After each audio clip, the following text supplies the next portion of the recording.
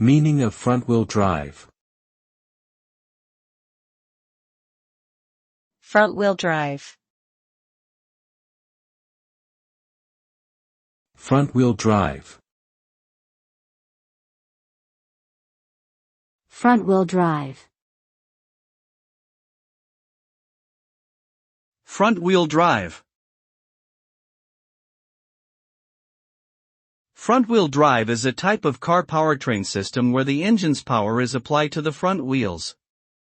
In this configuration, the front wheels provide both the power and the steering for the vehicle. This arrangement is often preferred for its better traction on slippery roads and superior maneuverability.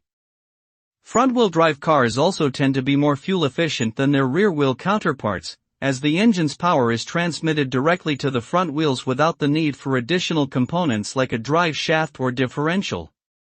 Overall, front-wheel drive is a common, practical solution for modern cars.